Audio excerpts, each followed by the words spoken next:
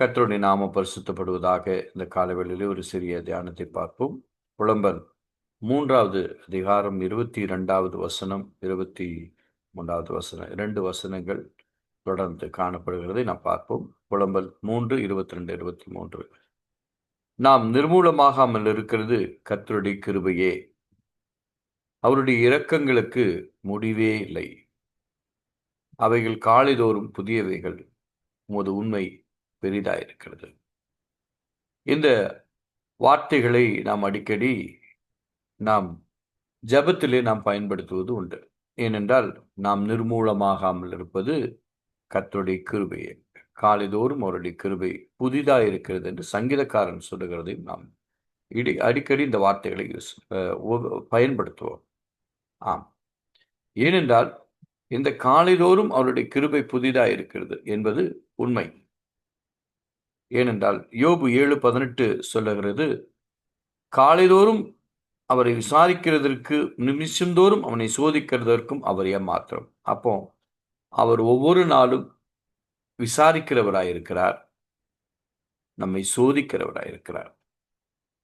அந்த நாளுக்குரிய தேவைகளை நாம் பெற்றுக்கொள்கிறோம்.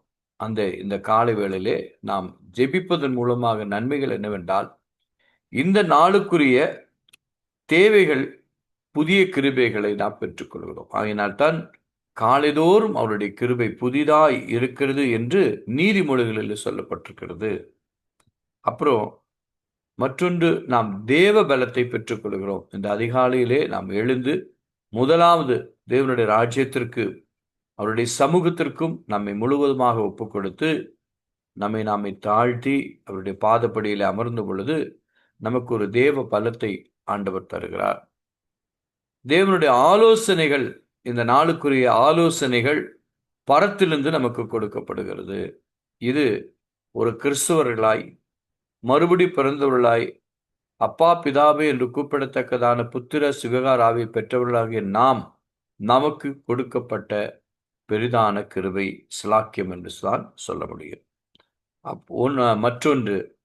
மற்றொரு காரியம் என்னவென்றால், அந்த நாள் முழுவதும் அவருடைய பிரசன்னத்தை நாம் உணர முடிகிறது. ஏனென்றால் காலையிலே யாரை நாம் தேடி வந்திருக்கிறோம்?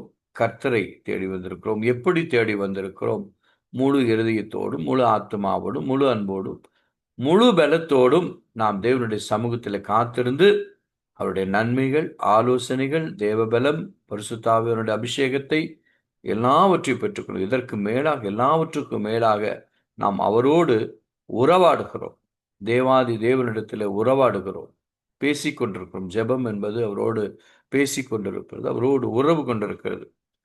அதனால்தான் சங்கீதம் 143:8 சொல்லப்பட்டிருக்கிறது, அதிகாலையிலே கிருபையை கேட்க போனும், நான் உம்மை நம்பி இருக்கிறேன். இந்த வசனத்தின் மூலமாக தாவீது தேவனோடு நெருங்கிய உறவு வைத்ததின் ஒரு பெரிதான ஒரு ஸ்லாக்கியம் என்னவென்றால், அவர் காலைதோறும் அவருடைய தேவனுடைய சமூகத்திலே காத்திருக்கிறதை வெளிப்படுத்துகிறதைத்தான் பார்க்கிறோம். அப்படி என்றால் அதனால்தான் கர்த்தர் அவனோடு இருந்தார் என்று வேதம் சொல்லுகிறது.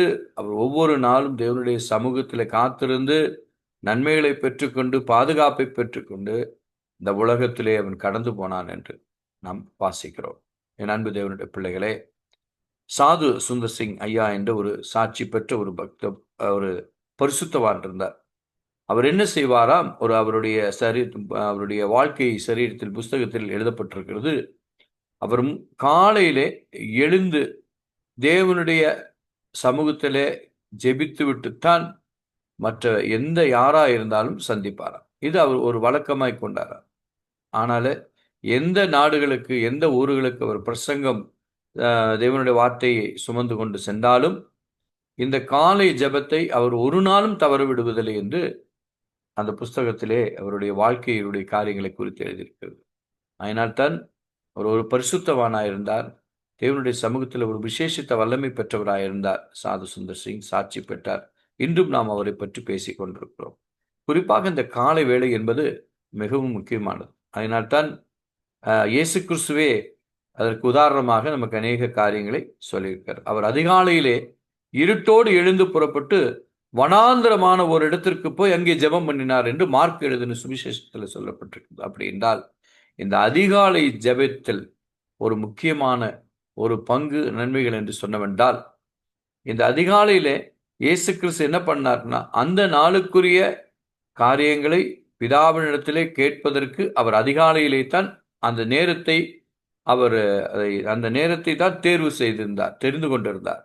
நாமும் இந்த காலை வேளையிலே அவருடைய சமூகத்தில் காத்திருக்கிற ஒரு பெரிதான கிருபை ஆண்டவர் தந்திருக்கிறார்.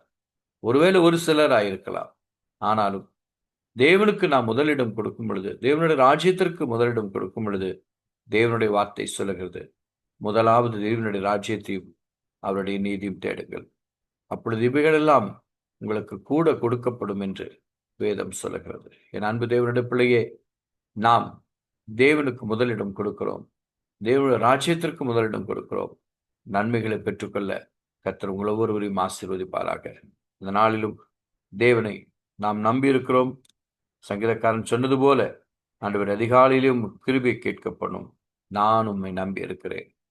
நீங்கள் தேவனை நம்பி வந்திருக்கிறீர்கள், அதிகாலையிலே வந்திருக்கிறீர்கள். இந்த நாளுக்குரிய போஷாக்கு, இந்த நாளுக்குரிய ஆலோசனைகள், இந்த நாளுக்குரிய எல்லா விதமான நன்மைகளையும் கர்த்தர் உங்களுக்கு தருவார். நிச்சயமாக நீங்கள் எல்லோரும் அதை நன்கு ருசித்திருக்கிறீர்கள், அதனுடைய பலனை அறிந்திருக்கிறீர்கள், அதனுடைய நன்மைகளை அறிந்திருக்கிறீர்கள். அதனால்தான் இந்த கால வேளையில் நீங்கள் ஆவலோடு வாஞ்சியோடு தேவனுடைய சமூகத்தில் வருகிறீர்கள். இப்படிப்பட்ட நன்மைகளை கிருபைகளை தந்த தேவாதி தேவனுக்கு நாம் நன்றி செலுத்துவோம். கர்த்தர் நல்லவர் என்பதை ருசித்து பார்ப்போம். கர்த்தர் அவருடைய புதிய கிருபைகளினாலே இந்த நாளை நமக்கு ஆசீர்வாதமாக்கி தருவாராக. ஜெபிப்போம்.